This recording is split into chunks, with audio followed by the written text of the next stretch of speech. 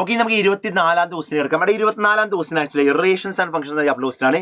Relations and function മാത്രമല്ല permutation chapter question ആണ്. രണ്ട് ചാപ്റ്റർ മിക്സ് ചെയ്ത ക്വസ്റ്റ്യൻ ആണ്. ഇവിടെ എന്താ, let S be a set of 5 elements. S എന്താ, സെറ്റ് ഓഫ് 5 എലമെന്റ്സ്. അതിങ്ങനെയാണ് A B C D E ആണെന്ന് വിചാരിക്കും.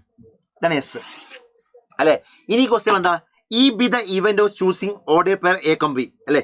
ഈ എന്താ എ കോമ ബി ചൂസ് ചെയ്യുന്ന ഇവന്റാ അല്ലെ. From the set P of X comma P of X. P of S എന്താ, power set of S ആ. പി ഓഫ് എസ് എന്താ, പവർ സെറ്റ് ഓഫ് എസ് ആ അല്ലെ.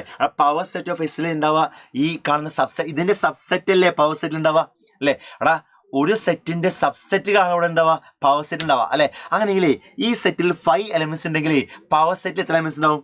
നമുക്ക് എല്ലാവർക്കും അറിയുന്ന പോലെ 2⁵5 ഉണ്ടാവില്ലേ അല്ലെ. എടാ പവർ സെറ്റിൽ ഉണ്ടാവുക സബ്സെറ്റുകളാ. ഒരു സെറ്റിൽ n എലമെന്റ്സ് ഉണ്ടെങ്കിൽ അതിന് നമ്പർ ഓഫ് സബ്സെറ്റ് 2⁵n അല്ലേ. ഇവിടെ 5 എലമെന്റ്സ് ഉണ്ടെങ്കിൽ നമ്പർ ഓഫ് സബ്സെറ്റ് 2⁵5 അല്ലേ അല്ലെ. അങ്ങനെയെങ്കിൽ എന്താ പി ഓഫ് എക്സ് ക്രോസ്. എടാ ഞാനേ എ കോമ ബി എവിടുന്നാ എടുക്കുന്നത്?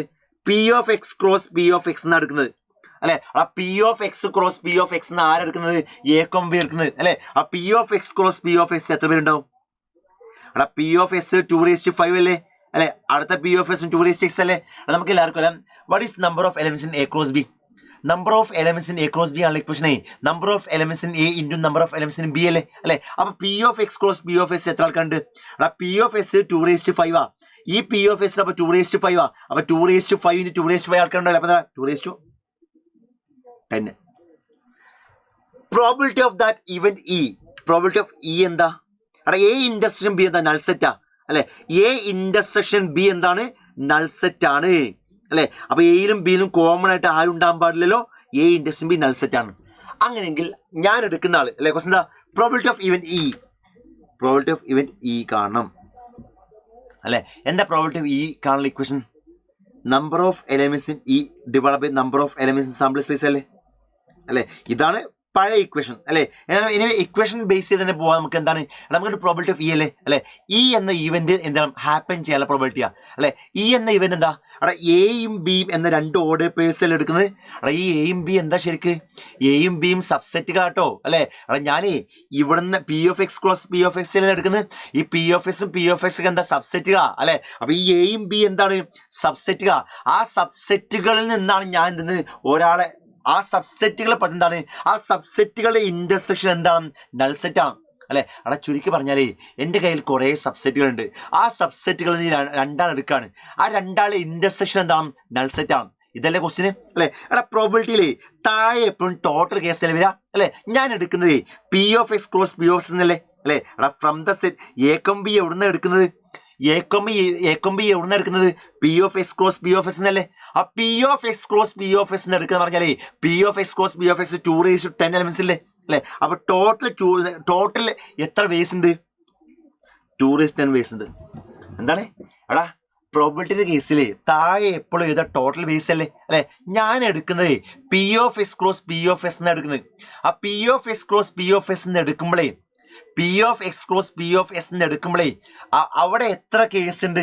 2⁻32 കേസ് 2⁻10 കേസില്ലേ അല്ലെ. അപ്പൊ 2⁻10 ഓപ്പർച്യൂണിറ്റീസ് എനിക്കില്ല ടോട്ടലായിട്ട്.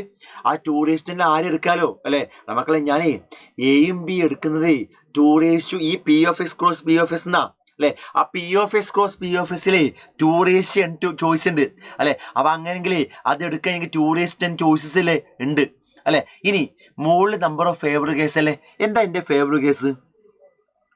എ ഇന്റർസെക്ഷൻ ബി നൾ സെറ്റാ അല്ലെ.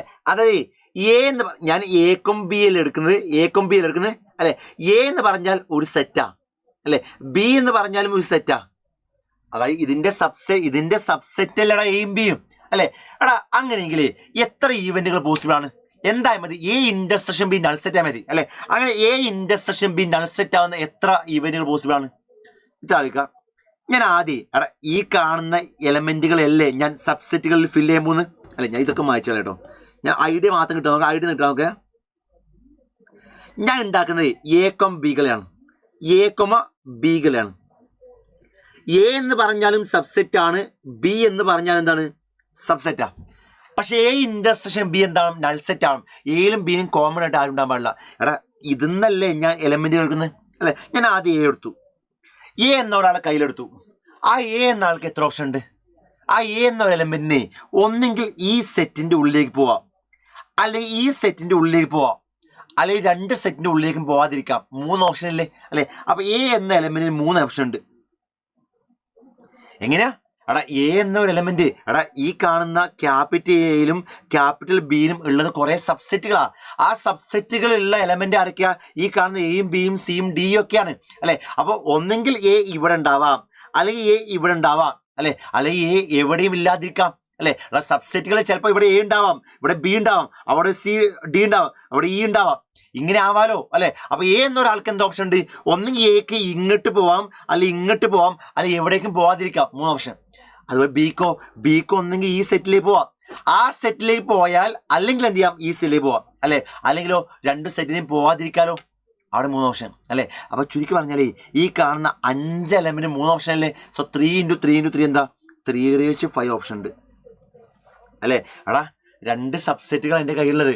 ഈ 2 സബ്സെറ്റിനും ഇന്റർസെക്ഷൻ നൾ സെറ്റ് ആവണം. അപ്പൊ ഇവിടെ ഉള്ള ആള് ഇവിടെ ഉണ്ടാകാൻ പാടില്ല അല്ലെ? ഇവിടെ ഉള്ള ആള് ഇവിടെ ഉണ്ടാകാൻ പാടില്ല.